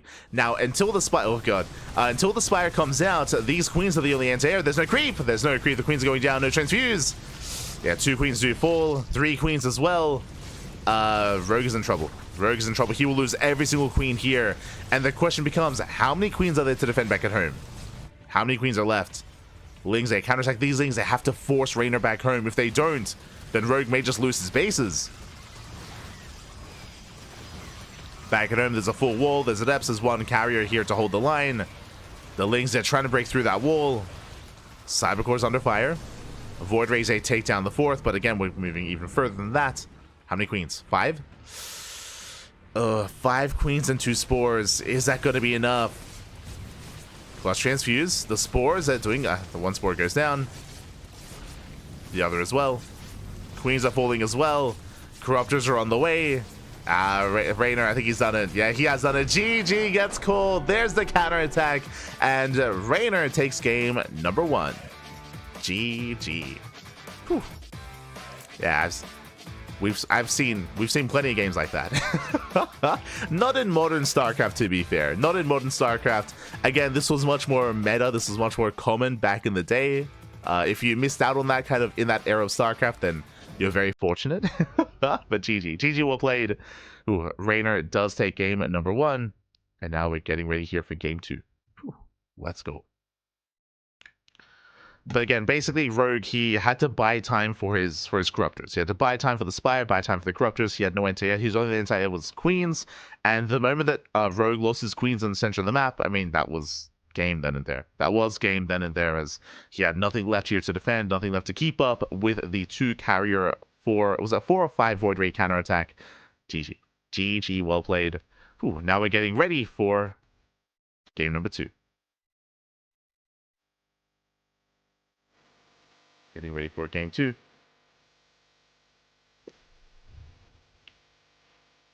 Do you feel like the Immortal nerf maybe goes a bit too far? Not at all. Something that maybe I failed to emphasize previously, but we still do see that Immortal Archon composition work very well in the current meta. I don't think the nerf to the Void Ray actually impacted that style too much. If you have been watching online weeklies as of late, especially amongst the European Protoss players, especially, less so the Korean ones. I think if you're looking at Korean Protoss's Creator still goes for that style as well.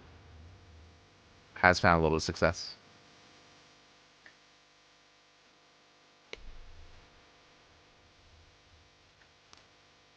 Here we go. We are getting into game number 2.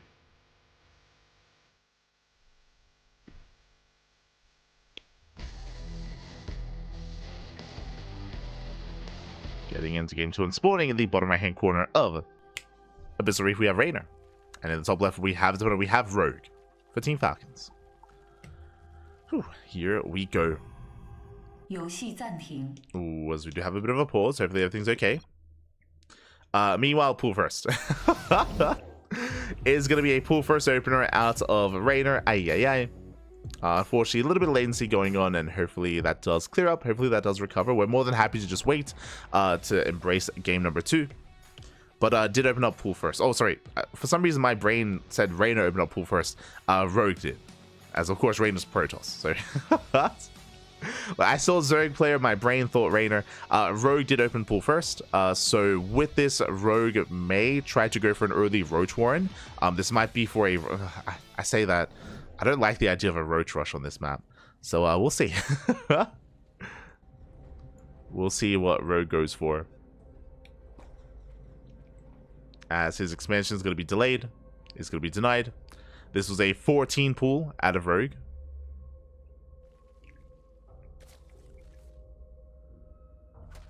And he does move out with that drone. He moves out with the drone. He's moving out across. I believe, is that the drone in the center of the map? Yeah, it is. Which means he might go for the proxy hatch. Okay, let's go. He's going for the hatch block here across the map instead. And we'll see if Rogue can actually break the defenses here of Reynor. We'll see if he can. As Lings, they move out across the map. Reynor does confirm. The pylon does finish. Ooh, he fully walls off, which means he forces the drone to rotate around the long way. Does go towards the right-hand side.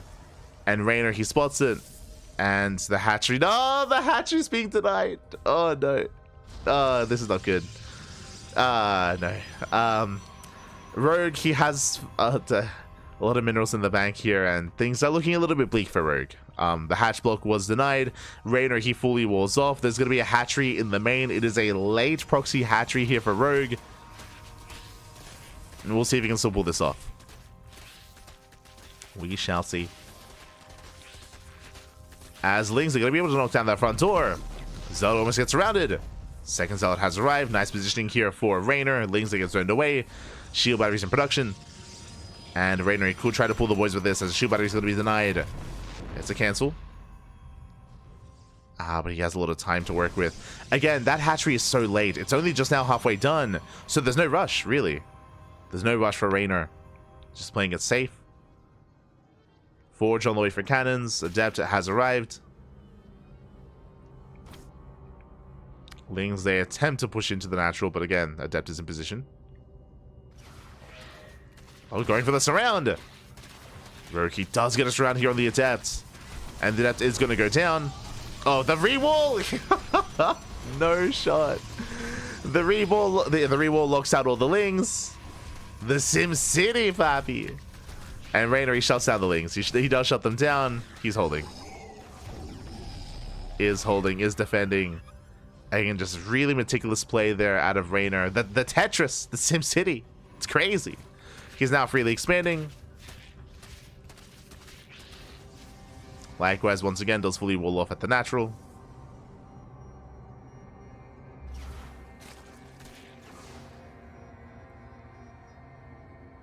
And we'll see if Rogue can... I mean, Rogue is down to 13 drones. Like, Rogue, he doesn't have an economy. Like, the reality here is that he needed more damage with this. He needed so much more damage. The Queen has arrived. The boys are being pulled. The shield battery is going to be coming into play here. He protects the shield battery, cleans up all the lings. Shield battery may barely go down, but the Queen falls as well. So I have most of the lings. With that, Reynor still looking very comfortable. Yeah, the lings have to be cancelled. And back at home, there's no saturation. There's no saturation for Rogue. He's on 15 drones. He's going for ling speed, flooding lings across the map.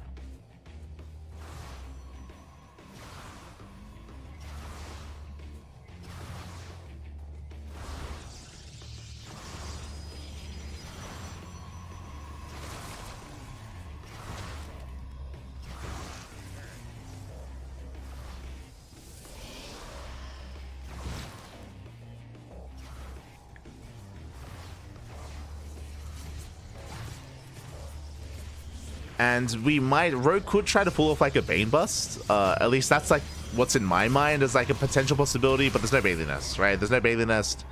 There's no gas. So it has to just be a Ling Flood. And we're just running out of steam.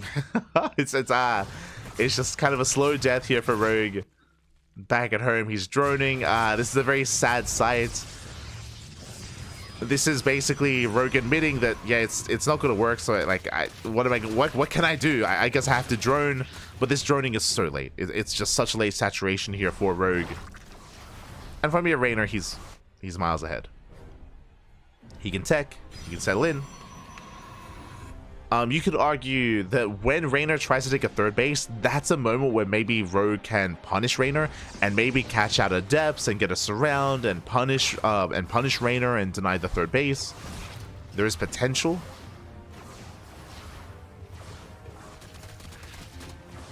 And maybe Rogue can settle for like a 2-base all-in. But like a lot of factors have to go well for Rogue. Like there's a lot that needs to go right for him. And some things are out of his control as well.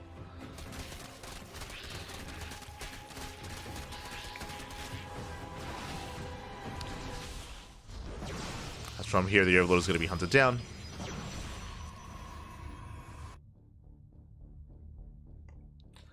But if Reynor is overconfident, if he's too cavalier, then there's definitely opportunities. Definitely. Reynor, he scouts, he confirms there is a hatchery. There is a third. Checks the natural.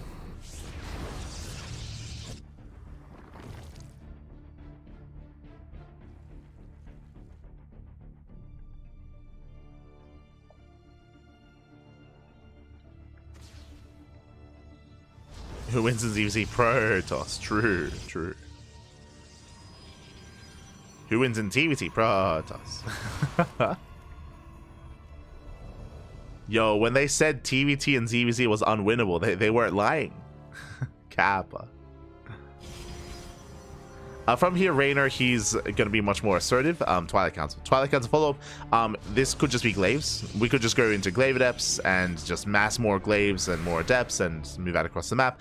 We just see that Rogue is going to Ling into Pulse on melee, into mass Ling, into most likely Ling Hydra. There's a safety Roach Warren, thankfully, on the way, so we can work with Roaches to defend against the adepts.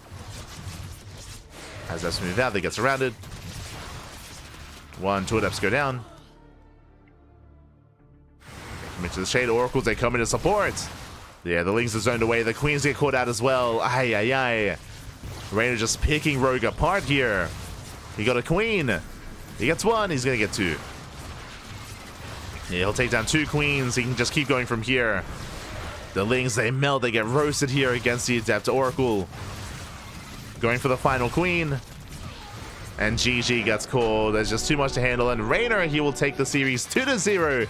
And he will come out in first place in Group B. GG.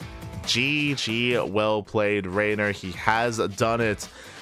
Whew. Again, Reynor, his Protoss is pretty good. his Protoss is pretty good, and is able to take down Rogue, and with that, first place for Reynor.